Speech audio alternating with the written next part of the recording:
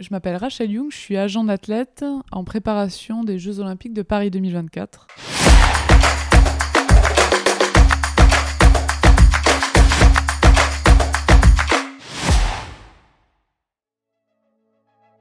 Tu es agent d'athlète depuis combien de temps es-tu agent d'athlète?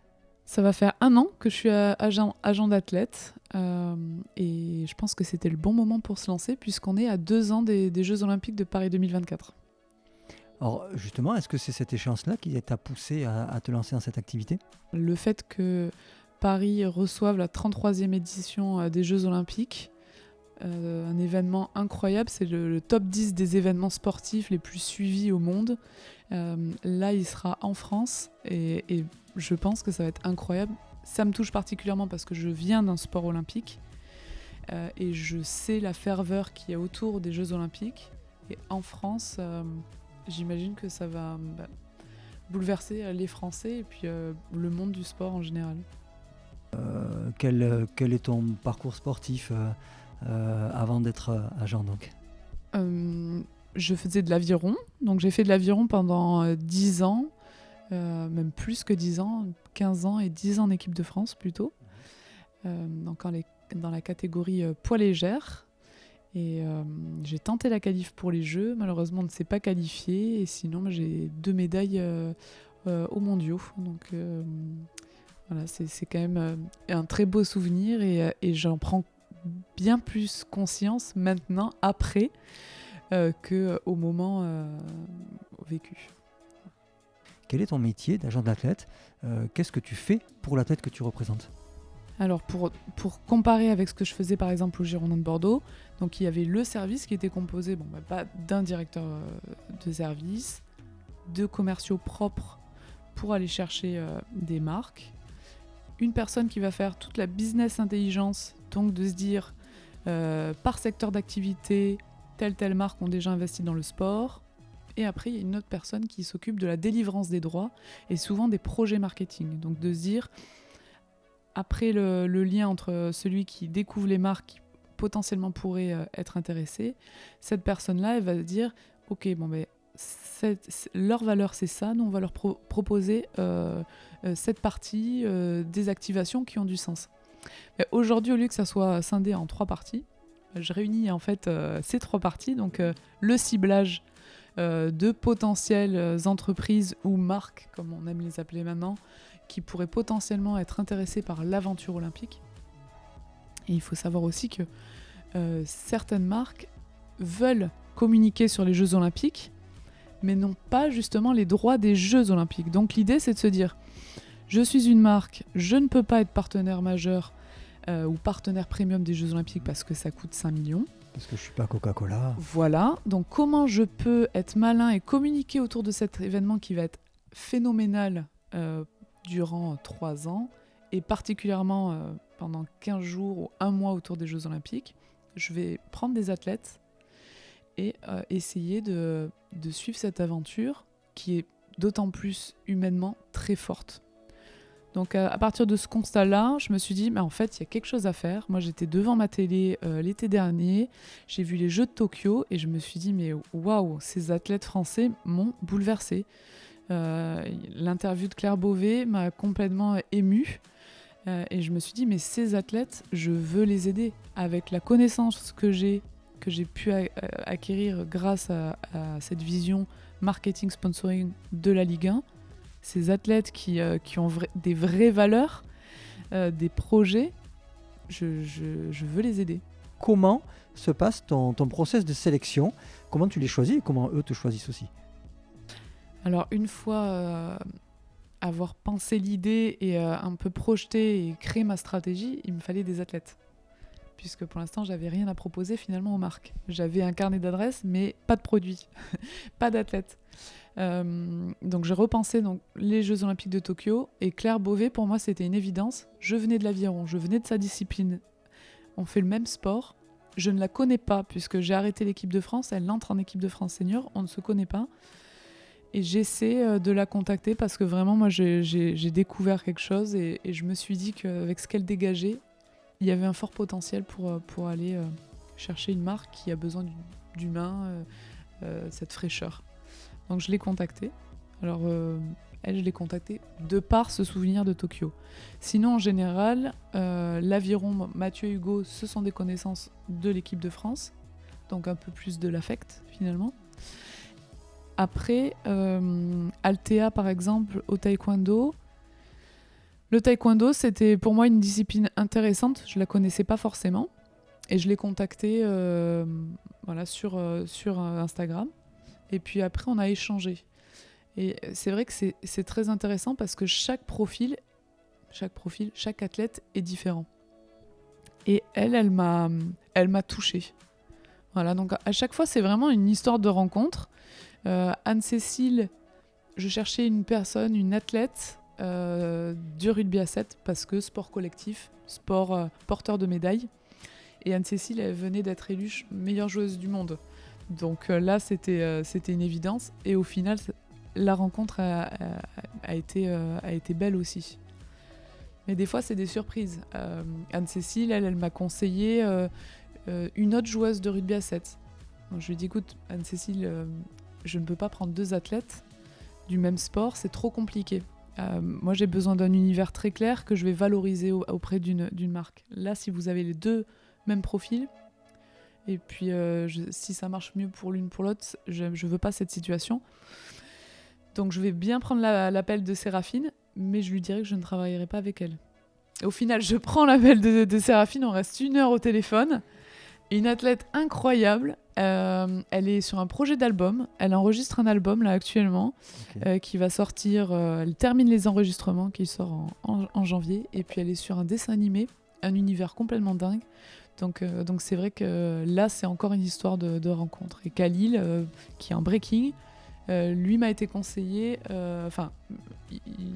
la marque a conseillé de venir vers moi. Donc ça, c'est aussi un signe de confiance de la marque. Donc la toute première qui signe avec toi, c'est Claire Beauvais. C'est Claire Beauvais. Okay. Et ça se passe... Claire, elle est anti-réseaux sociaux, donc ça part mal. Elle a 2000 abonnés post-médaille olympique, donc ça part pas super bien. Mais je crois en elle, je crois en nos échanges, ce côté hyper frais, complètement... qui a l'air d'être hyper heureuse de vivre une aventure dingue. Et c'est ce que je dis à tous les athlètes, et il faudrait que je les enregistre, mais je ne leur promets rien. Je leur promets de me donner à 100%, mais je leur promets rien. Primordial, c'est quand même la possible médaille. J'imagine que si c'est un athlète qui n'a aucune chance de médaille, à tes yeux, tu peux pas vraiment t'en occuper. Oui et non. Oui, ma team d'athlètes, maintenant je l'appelle, j'ai de la chance, j'ai que des champions et des championnes. Ils sont déjà tous médaillés olympiques, sauf Khalil, mais c'est une nouvelle discipline. Donc c'est vrai que ça m'aide beaucoup, puisque je peux dire, ils connaissent les Jeux Olympiques, ils savent ce que c'est, et là ils ont déjà une médaille, donc la prochaine c'est l'or en général qu'ils vont chercher. En même temps, si j'avais un profil qui était intéressant, où je vois, je connais un peu le sport, je suis du coup maintenant tous les sports, où je vois qu'il y a un potentiel de médaille, bien sûr que je le recruterai entre guillemets dans mon équipe, mais surtout aussi, ce qui a fait que chaque athlète, il y a une accroche, il y a quelque chose de particulier, c'est vraiment l'univers. C'est l'univers de l'athlète qui me passionne, où je me dis, ah oui, là il y a quelque chose à faire, on va creuser quelque chose, c'est hyper intéressant. Et tous, ils ont vraiment un univers qui est très très fort et très propre que je souhaite développer. En tout cas. Qu'est-ce que tu feras après les JO 2024 ? C'est une super bonne question parce que en fait, j'ai l'impression que moi aussi, je fais mes Jeux Olympiques et comme beaucoup d'athlètes, ils ont une date et après, il se passe rien. Donc, je me pose quand même cette question. En plus, il y a 2 choses. C'est est-ce qu'il ne faut pas prendre des jeunes en me disant il faut aller jusqu'à 2028, Los Angeles. Los Angeles, c'est sympa, ça peut faire rêver. Je suis consciente quand même qu'il y a un réel engouement parce que les Jeux sont à Paris. Qu'est-ce que ce sera à Los Angeles ? Je ne sais pas. Et bien sûr, Agen, c'est magnifique de le dire comme ça, je suis hyper enthousiaste, c'est dur. Donc là, c'est dur, mais on a des Jeux en France. Alors effectivement, la question est qu'est-ce que ce sera lorsque les Jeux seront aux États-Unis ? Et sachant que certains athlètes vont arrêter de mon équipe, et d'autres, leur discipline ne sera plus olympique. Donc c'est vrai que c'est un peu... je sais pas vraiment où je vais après 2024. Ce qui est sûr, c'est que je rencontre quand même beaucoup de marques. Je crée beaucoup de nouvelles relations et je me dis que dans 2 ans, je rebondirai peut-être chez une des marques avec lequel j'ai lié le plus de sympathie ou de projets. Donc, je profite pour l'instant à fond. Ces gens-là que tu représentes sont des sports où il n'y a pas ou assez peu de rémunération finalement, ce ne sont pas des pros. Non, ce ne sont pas des pros. Alors certains ont des prize money, par exemple le taekwondo, si elles gagnent un combat. Pareil pour le breaking. Mais en général, non, ce ne sont pas des professionnels. Ils vont avoir un contrat avec une entreprise, par exemple, ils vont être mis à disposition, ce qui est le cas de Mathieu, il a une CIP avec Athos, donc il est mis à disposition par son entreprise. Mais en général, non, ils ne gagnent pas d'argent. Pour moi, le modèle est très simple. J'ai des athlètes, effectivement, qui visent Paris 2024. Et moi, l'objectif, c'est effectivement de les accompagner financièrement.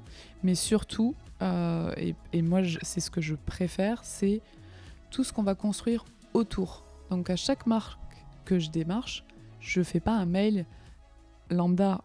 Voilà, je vais cibler cette marque, je vais étudier la marque, leurs valeurs, comment ils se développent, et je vais penser un projet que je vais leur proposer autour d'un athlète. Donc ça peut être une campagne publicitaire où je vais aller jusqu'au bout, je vais la créer. Ça peut être une activation pour de la motivation interne, ça peut être la conférence, ou tout ce qui est RSE sur notamment tous les sports d'eau. Ça peut être aussi le handicap, puisque j'ai des athlètes qui ont des proches handicapés.